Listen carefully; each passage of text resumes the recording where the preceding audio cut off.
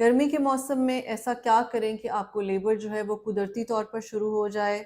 अगर आपका 9th month almost गुजरने वाला है, यू आर 39 वीक्स और अब आप थक चुकी हैं कि ज़ाहिर है एक बेली का प्रेशर है, वेट है, उसके बाद प्रेगनेंसी के सिम्टम्स हैं, तो अब आप ये चाहती हैं कि किसी तरह से आपको नेचुरली लेबर स्टार्ट हो जाए ताकि आपकी डिलीवरी हो सके। तो आज मैं आपको बताने जा रही हूँ कुछ ऐसी टिप्स जिनको फॉलो करके आपको मज़ीद इंतज़ार नहीं करना पड़ेगा, और उसमें एक टिप है जो कि बहुत ही मैजिकल है। उसके लिए आपको वीडियो एंड तक देखनी पड़ेगी। मैं हूं डॉक्टर सादिया मुमताज़ और आप देख रहे हैं गायनी टॉक्स। जैसे कि मैंने कहा कि जब 9th मंथ बिल्कुल ख़त्म होने वाला होता है तो उस वक्त हामला खातून की हिम्मत भी ख़त्म हो जाती है, ये बात बिल्कुल ठीक है। यहाँ तक कि मेरे पास तो जब 9th मंथ के स्टार्ट में ही कुछ ख़वातीन आती हैं तो उनका बस ये होता है कि अब हमारी डिलीवरी हो जाए, बस अब हम थक चुके हैं अपने इस प्रेगनेंसी पीरियड से, अब हम चाहते हैं कि बस हम फारिग हो जाएं। तो इस पे मैं डिटेल से वीडियो कर चुकी हूँ ऑलरेडी कि आखिर आपको कब तक वेट करना है, कब तक आपको ये, उससे पहले आपको किसी भी किस्म की इंडक्शन या कोई भी टिप जो है वो फॉलो नहीं करनी। लेकिन अगर आप 9th मंथ के एंड पे हैं तो आपको किन चीज़ों को फॉलो करना है। उसमें सबसे पहले तो ये है कि ये स्टार्ट होता है सिंस वेरी बिगिनिंग। शुरू से ही आपको अपना वाटर इनटेक जो है वो बहुत अच्छा रखना है, आपको फिजिकली जो है वो मोबिलाइज्ड रहना है। अगर आप बहुत ज़्यादा बेड रेस्ट करेंगे या बिल्कुल भी एक्टिविटी नहीं करेंगी तो ये चीज़ें आपको एंड में जाके प्रॉब्लम करेंगी। 9th मंथ में एक तो अभी फ़िलहाल स्पेशली जिनका अभी 9th मंथ ख़त्म होने वाला है, 2 या 3 हफ़्ते रह गए हैं आपकी ड्यू डेट में, सबसे पहले तो आपने अपना वाटर इनटेक जो है वो बहुत अच्छा रखना है। उसकी वजह ये है कि गर्मी की वजह से आजकल डिहाइड्रेशन बहुत ज़्यादा हो जाती है, तो अगर आप डिहाइड्रेटेड होंगी, आपका वाटर इनटेक कम है, तो आपके मसल्स में हाइड्रेशन नहीं होगी, आपकी बोन में हाइड्रेशन नहीं होगी, तो आपके मसल्स और टिश्यूज़ जो हैं वो लूज़ नहीं होंगे। पानी जो है आपके टिश्यूज़ को लूज़ रखता है, वो ताकि वो बच्चे को अकोमोडेट करके जब पेन स्टार्ट होती है तो बहुत आराम से जो है आपकी वो बच्चे की स्पेस बनती है और बहुत स्मूथली बच्चा डिलीवर हो जाता है। आपने देखा है कई दफ़ा जब आप लेबर में जाते हैं तो आपको नॉर्मल ड्रिप लगा दी जाती है, नॉर्मल सलाइन वाटर लगा दिया जाता है। वो सिर्फ़ इसीलिए लगा दिया जाता है कि आपके टिश्यूज़ को हम हाइड्रेट कर दें। दूसरी चीज़ ये है कि आपने जो वॉक करनी है, अब जैसे कि आजकल बहुत गर्मी है तो मैं बिल्कुल भी आपको नहीं कहूँगी कि आप दोपहर में या शाम में वॉक करें। अगर आपको वॉक मना नहीं है, वो वाली कुछ ऐसी कंडीशंस हैं जिनमें आपको चलना फिरना मना नहीं किया हुआ, आपका इलेक्टिव सी सेक्शन है या आपका प्लेसेंटा प्रीविया है या आपका कोई इन्फेक्शन है, प्रीटर्म लेबर का आपको खतरा है, तो फिर का खतरा नहीं है। अगर तो ये कंडीशंस नहीं है तो आपने फजर के बाद आधा घंटा और इशा के बाद आधा घंटा ये आपने ज़रूर वॉक करनी है। आधा आधा घंटा वॉक करने से आपके जो टिश्यूज़ हैं उनको ब्लड सप्लाई बहुत अच्छी मिलती है और वो उनमें एनर्जाइज आती है, ऑक्सीजन आती है, और उससे जो है उनके आपकी जो लेबर है उसके नेचुरली स्टार्ट होने के जो चांसेस हैं वो बढ़ जाते हैं। एक और चीज़ कि प्लीज़ स्ट्रेस अवॉइड करें। जितना आप लेबर के लिए स्ट्रेस में आती हैं कि लेबर नहीं हो रही, लेबर शुरू नहीं हो रही, लेबर होगी तो क्या होगा, नॉर्मल डिलीवरी होगी या सी सेक्शन होगा, इन सारे स्ट्रेसेस से आपके जो वेसल्स हैं वो कॉन्ट्रैक्ट होते हैं और आपकी लेबर डिले हो जाती है। और अगर आपको लेबर स्टार्ट हो भी जाती है, that may end up in failed progress of labour. So stress को निकाल दीजिए ज़हन से। I know this is easier said than done, लेकिन अगर आप अपनी काउंसलिंग करते रहें, थ्रू आउट काउंसलिंग करते रहें, तो डेफिनेटली आप इसको बहुत अच्छी तरह से ओवरकम कर लेते हैं।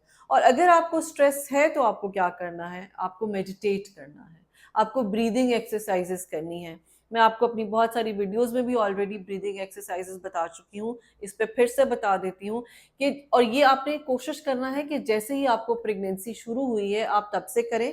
लेकिन अगर अभी भी आप 9th मंथ में हैं तो भी आप अभी से, आज से मेरे साथ अभी इस वीडियो से ये एक्सरसाइज शुरू करें। आप एक लंबा सांस लें और उसको रिलीज कर दें। Just keep on doing it. आप जितनी देर ये करेंगे, जब आप लंबा सांस इनहेल करते हैं तो आप ऑक्सीजन को रिक्वायर्ड अमाउंट से ज़्यादा अंदर ले जाते हैं। तो आप जितनी ऑक्सीजन अंदर ले जाते हैं उतनी ऑक्सीजन सप्लाई आपके बेबी को जाती है, उतनी ऑक्सीजन सप्लाई आपके मसल्स को जाती है। So that helps in normal delivery and start of natural labour. इसके अलावा कुछ एक्सरसाइजेस हैं, एक बटरफ्लाई एक्सरसाइज है जिसकी पिक्चर मैं लगा रही हूँ, साथ में एक स्क्वाट एक्सरसाइज है उसकी भी पिक्चर लगा रही हूँ। इनको डिटेल से देखने के लिए आप यूट्यूब पे इनको डालें, आपको बहुत आराम से जो है इनकी डिटेल्स जो है वो मिल जाएंगी। तो आप उनको जो है आज से ही स्टार्ट कर लें, स्पेशली अगर आपका 9th मंथ जो है स्टार्ट हो चुका है और 1-2 हफ्ते गुजर चुके हैं, तो फिर आप बहुत आराम से स्क्वाटिंग और बटरफ्लाई एक्सरसाइजेस कर सकते हैं। सेक्सुअल इंटरकोर्स के बारे में ये कहा जाता है, बहुत से लोग इस मिथ को भी फॉलो करते हैं कि 9th मंथ में जो है वो इंटरकोर्स नहीं करना चाहिए, उससे बच्चे पे कोई गलत इफेक्ट होता है या प्रीटर्म लेबर हो जाती है या ऐसा कोई मसला होता है। तो 9th मंथ में इंटरकोर्स का ना तो मना किया जाता है, और बल्कि ये इसलिए बेहतर होता है कि सीमन में जो प्रोस्टाग्लैंडिन्स पाए जाते हैं वो आपकी इंडक्शन में इस्तेमाल होते हैं। जो आपको हम इंडक्शन के लिए टैबलेट देते हैं, जिनको लेबर स्टार्ट नहीं हुई उनको जो गोली दी जाती है कि आपकी नेचुरल लेबर, कि आपकी आर्टिफिशियल लेबर स्टार्ट हो जाए, उसमें वही केमिकल्स पाए जाते हैं जो कि सीमन में होते हैं।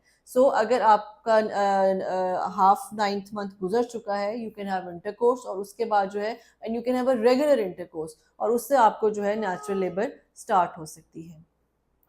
जिस मैजिकल टिप का मैंने आपसे प्रॉमिस किया था वीडियो के शुरू में, उसमें ये है कि जो आपकी ब्रेस्ट में एरियोला का पार्ट है, निपल के पीछे जो ब्राउन पार्ट है, आप किसी भी मॉइस्चराइजर से, लोशन से या वैजलीन से उसका मसाज कीजिए अपने थंब से, उसको गोल गोल उस पे एरियोला पे आपने मसाज करना है, not on the nipple but areola, जो कि निपल से पीछे ब्राउन राउंड पार्ट है। आप उसको दिन में जो है वो 2 दफ़ा आपने ये मसाज करना है, 3 मिनट के लिए सुबह में, 3 मिनट के लिए शाम में। तो इसका इफेक्ट जो है 3rd डे पे आपको आना शुरू हो जाएगा, आपको लाइट सी कंट्रैक्शंस फील होना शुरू हो जाएंगी। बेसिकली इससे ये होता है कि एक नेचुरल हार्मोन है जिसे हम ऑक्सीटोसिन कहते हैं, वो रिलीज होता है, जो कि पेन्स के लिए बहुत ज़रूरी होता है। आपको जो ड्रिप लगाई जाती है, जो दर्दों की ड्रिप जिसको आप कहते हैं, उसमें भी आर्टिफिशियल ऑक्सीटोसिन डाली जाती है। सो ब्रेस्ट स्टिमुलेशन से आपको नेचुरल ऑक्सीटोसिन जो है वो मिल जाती है।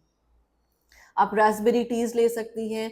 खाने पीने की किसी किस्म की कोई ममानियत नहीं, जो आपका दिल चाहता है खाएं, but for the labour induction अगर आप करना चाहते हैं तो दिन में आप 5 से 6 खजूरें ज़रूर खाएं। ये वो टाइम है जिसमें आपको पपीता और पाइन एप्पल जो है वो रेगुलरली खाना चाहिए। आप दोनों को मिक्स भी करके खा सकते हैं और दोनों को अलहदा अलहदा भी खा सकते हैं। A bowl of papaya a day, a bowl of pineapple a day, या फिर इनको आप ऑल्टरनेट डेज पे भी ले सकते हैं। अब एक वो चीज़ है जो अक्सर हमारे घर की ख़वातीन इस्तेमाल करती हैं, जो कि जिसको हम कैस्टर ऑयल कहते हैं, मैं उसके सख्त ख़िलाफ़ हूँ। ना सिर्फ मैं बल्कि हमारी सारी गायनेकोलॉजिस्ट हैं इस कैस्टर ऑयल के नाम से आजिज़ आ चुकी हैं, और उसकी वजह ये है कि लोग बहुत शौकीन होते हैं कि अच्छा बस 9वां महीना शुरू हो गया, कैस्टर ऑयल लो, डिलीवर हो, जान छुड़ाओ। ऐसा हरगिज़ नहीं है। कैस्टर ऑयल आपके लिए बहुत हद तक नुकसानदेह है, जिसकी वजह ये है कि हम कैस्टर ऑयल हम क्यों इस्तेमाल करते हैं? जब आपको कब्ज़ होती है, आपने देखा है। तो जब कब्ज़ कुशा है ये, तो जब आपको कैस्टर ऑयल का ये इफ़ेक्ट हो रहा है, तो कई दफ़ा बेबी पे भी ये यही इफ़ेक्ट देता है।